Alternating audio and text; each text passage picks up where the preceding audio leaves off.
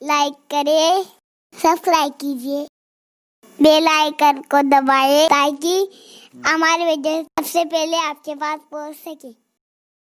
हुजूर से मोहब्बत करने वाले सब जन्नती, लेकिन बात इतनी है कि कोई मोहब्बत तो करे, कोई इश्क तो करे, कोई प्यार तो करे।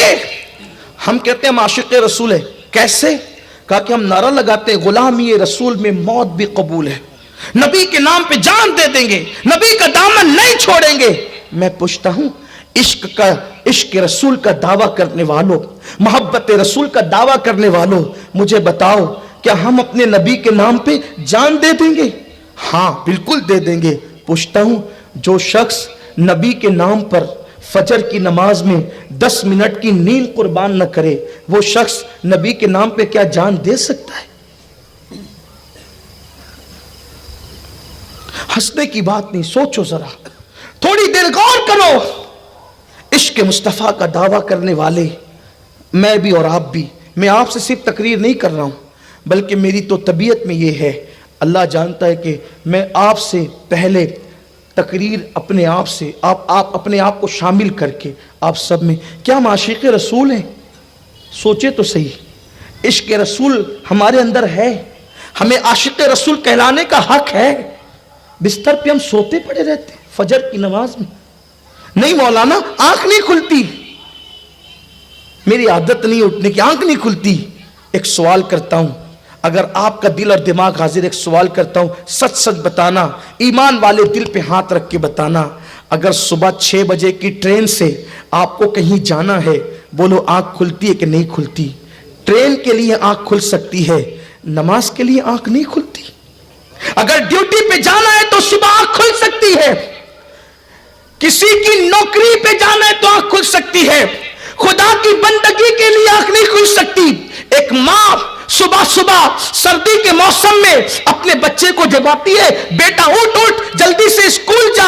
अल्लाह अकबर। मुझे बताओ, तुम अपने बच्चों को सुबह स्कूल के लिए तो जगाते हो, क्या तुम अपने बच्चों को सुबह नमाज के लिए भी जगाते हो? और सुनो, बच्चा स्कूल नहीं पढ़ेगा, जाहिल रहेगा तो दुनिया में तरक्की नहीं करेगा, दुनिया में नाकाम होगा। और बच्चा नमाज नहीं पढ़ेगा तो दुनिया में भी नाकाम होगा, और कब्र में भी नाकाम होगा, और मैदान महशर में भी नाकाम होगा। कितने अफसोस की बात है, कितने ताज्जुब की बात है।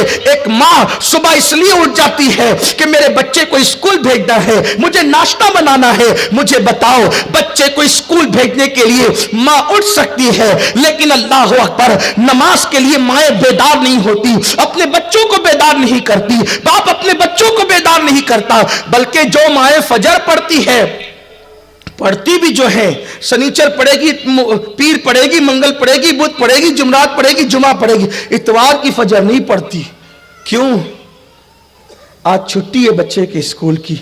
इसका मतलब तुम फजर के लिए ना उठे थे, तुम तो उठे थे स्कूल के लिए, और तुमने उठ गए इसलिए फजर पढ़ ली। अगर तुमने नमाज को पहला दर्जा दिया होता तो तुम इतवार को भी फजर पढ़ते। जो कौम स्कूल से ज्यादा नमाज को अहमियत न दे, फिर उस कौम को मुल्क से निकाला न जाएगा।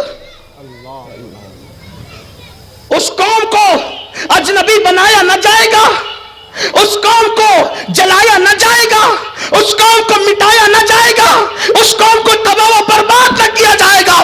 जो कौम अल्लाह की इबादत को स्कूल से ज्यादा अहमियत नहीं देती, वो कौम अहमियत के काबिल कैसे हो सकती है? मुसलमानों, एक वक्त वो था, हम वो थे वो कि अल्लाह अकबर, हमने बड़े से बड़ा नुकसान उठाया, मगर हमने कभी नमाज को तर्क नहीं किया। जानते हैं सैयदना खालिद इब्ने वलीद रज़ी अल्लाह ताला अन्हु जब मुसलमान होने के लिए आए और उन्होंने मुस्तफा जान रहमत सल्लल्लाहु अलैहि वसल्लम के कदमों पे गिर के अर्ज किया कि या रसूल अल्लाह, खालिद मुसलमान होना चाहता है। और खालिद बिन वलीद मुसलमान हो गए। तो किसी ने पूछा था, खालिद ये बताओ कि तुम तो जंग ओहद के अंदर मुसलमानों का बड़ा नुकसान कर चुके हो, लेकिन आज तुम मुसलमान होने के लिए आए हो, तो खालिद तुम मुसलमान क्यों हो रहे हो? तो खालिद बिन वलीद ने कहा था, बहुत सारी वजूहात में से एक वजह यह है कि जब ओहद के मैदान में मुसलमानों के कदम उखड़ गए थे, सब मुसलमान एक दूसरे से बिखर गए थे, कोई किसी का पुरसाने हान न था, तो उस वक्त नमाज का वक्त आया।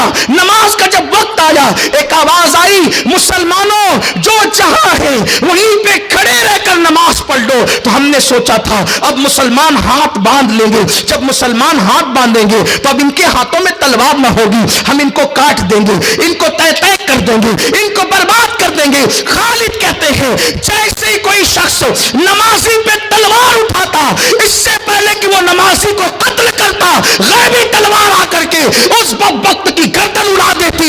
ہم نے یہ منظر آنکھوں سے دیکھا اور پھر ہم نے فیصلہ کیا کہ جو قوم اتنی مصیبت میں بھی اللہ کی عبادت کو نہیں چھوڑتی وہ قوم کبھی ناکام نہیں ہو سکتی. اسی لیے ہم بھی کلمہ پڑھ کے مسلمان ہو گئے.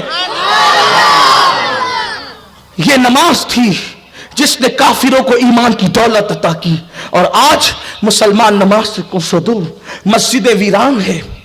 فجر کی نماز میں بہت سارے علاقوں میں حالات ہی پیدا ہو جاتے ہیں کہ اللہ اکبر, امام کو انتظار کرنا پڑتا ہے 2-4 نمازی آ جائے تو میں جماعت کروں. یہ حالت پیدا ہو گئی ہے.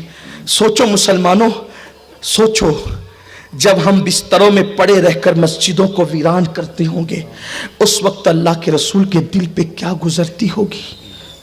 جس نبی نے سردی کی لمبی لمبی راتوں میں ہمارے لیے مغفرت کی دعائیں کی, جس نبی نے پتھر کھا کر ہماری مغفرت کی دعائیں کی, جس نبی نے پیٹ پہ پتھر باندھ کر اللہ کا دین ہمارے گھر تک پہنچایا. یہ جو 40 گاؤں تک دین آیا ہے, چھوٹے چھوٹے دیہاتوں تک دین آیا ہے, ہندوستان تک دین آیا, اتنی آسانی سے دین آ گیا؟ چاند کے ٹکڑے ہوئے, سورج پلٹ آیا اور دین پھیل گیا, ساری دنیا مسلمان ہو گئی؟ نہیں, سورج کا پلٹنا حق ہے, چاند کے ٹکڑے ہونا حق ہے, لیکن جو لوگ سورج کے پلٹنے کو دیکھ کے اور چاند کے ٹکڑے کو دیکھ کر مسلمان نہیں ہوئے وہ قوم میرے نبی کی محنتوں سے مسلمان ہوئی. اور حضور نے محنت کتنی کی, تھوڑا حضور علیہ السلام کی محنت کا خیال تو کرو. ام المومنین حضرت عائشہ صدیقہ رضی اللہ تعالیٰ عنہ و سلام اللہ علیہ فرماتی ہیں, اما عائشہ صدیقہ کہتی ہے کہ ایک چاند دکھتا اور پورا مہینہ ختم ہو جاتا, اللہ کے نبی کے گھر میں چولہا نہیں جلتا. پھر دوسرا چاند دکھتا, وہ بھی ختم ہو جاتا, پھر بھی حضور کے گھر میں چولہا نہیں جلتا. پھر تیسرا چاند دکھتا, وہ بھی ختم ہو جاتا. 3 مہینے تک کبھی کبھی ایسا ہوا کہ اللہ کے نبی کے گھر میں چولہا نہیں جلا. حضور نے کبھی 1 اور کبھی 2 پتھر اپنے پیٹ پہ باندھ لیے. کس لیے؟ صرف اس امت کی خاطر, امت تک ایمان پہنچانے کے لیے, قرآن پہنچانے کے لیے, اسلام پہنچانے کے لیے.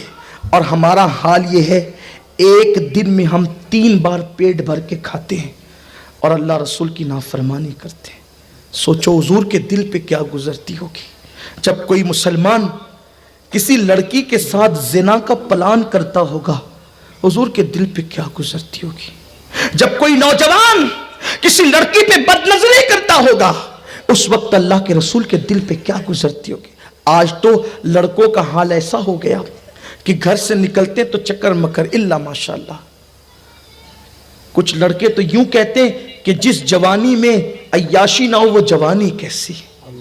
جوانی عیاشی کے لیے نہیں ملی, جوانی اللہ کی عبادت کے لیے ملی ہے.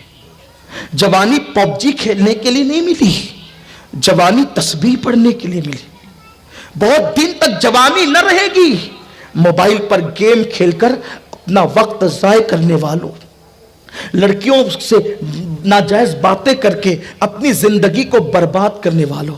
میں بہت لمبی گفتگو کرنا نہیں چاہتا ہوں, لیکن اپنے دل کا درد اپنی قوم کے جوانوں تک رکھنا چاہتا ہوں. یاد رکھنا, کیا لوگ عشق و محبت کی باتیں کرتے کہ فلموں کا عنوان عشق و محبت, سیریلوں کا عنوان عشق و محبت, ناولوں کا عنوان عشق و محبت, اور عشق و محبت کا مطلب کیا؟ زنا, آوارگی, لڑکیوں کے ساتھ عیاشی نہیں. اور یاد رکھنا جو بھی اس راستے پر گیا ہے نقصان اٹھایا ہے اس نے. کمنٹ شیئر ضرور کریے.